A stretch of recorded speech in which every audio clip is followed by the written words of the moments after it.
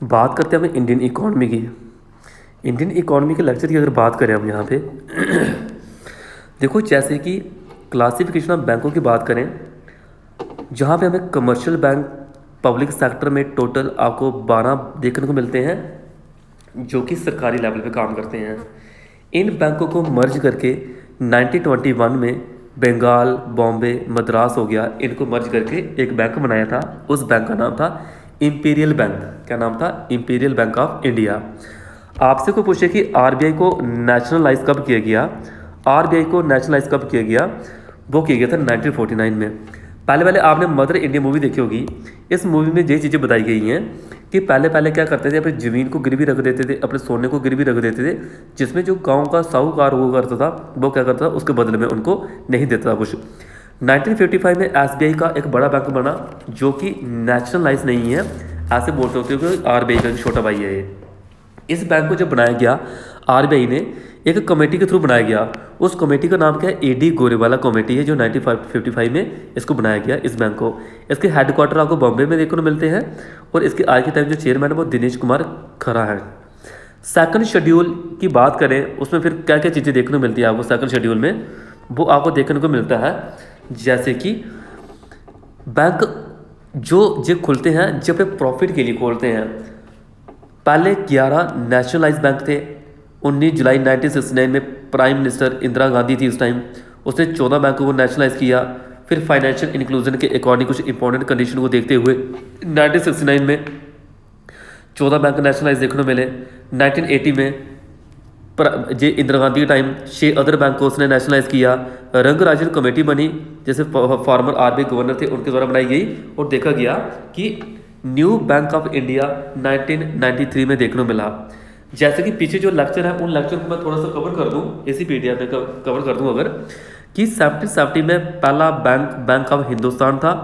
1806 में bank of Calcutta था 1806 में, और 1809 में इसको रीनेम कर दिया गया फर्स्ट प्रेसिडेंसी बैंक, यानी कि बैंक ऑफ बंगाल इसको रिकंसिडर कर दिया गया। 1840 में क्या हुआ?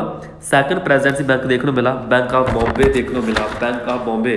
1843 में फिर बैंक ऑफ मद्रास, और 1865 में जी आपको जॉइंट स्टॉक बैंक जो इलाहाबाद बैंक के नाम के ऊपर था।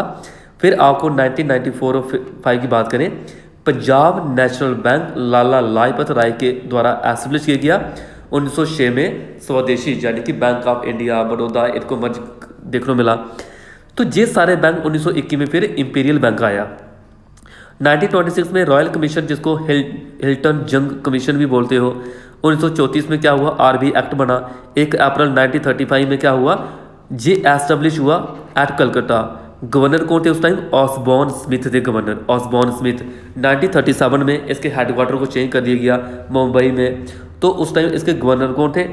मिस्टर टेलर थे इसके गवर्नर, मिस्टर टेलर इसके क्या थे? गवर्नर थे।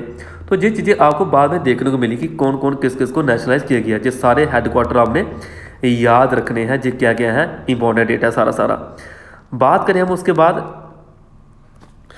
कि 1 जून 1948 में पाकिस्तान ने भी अपना बैंक बनाया था। इससे पहले 1948 में आरबीआई ही इनके खर्चे पूरे कर रहा था। 1949 में आरबीआई को नेशनलाइज कर दिया गया। पेपर में क्वेश्चन आता है, यानी कि उसके बाद बोला गया कि जितने बैंक हैं इनको सिस्टमेटिक तरीके से लेकर चलना पड़ेगा। फिर बैंकिंग कंपनी एक्ट बना 1949 का, इसके अकॉर्डिंग सारे बैंक रास्ते में आ गए। तो बाद में ये चीज़ें आगे देखने को मिली। उसके बाद बात करते हैं कि जिन बैंकों को अपना लाइसेंस लेना पड़ेगा उनको कुछ क्या करना पड़ेगा? सिक्योरिटी रखना पड़ेगी। जैसे कि आपको कोई कमरा खरीदना है तो पहले वहाँ पे एक सिक्योरिटी सबमिट वहाँ पे करवाना पड़ती है।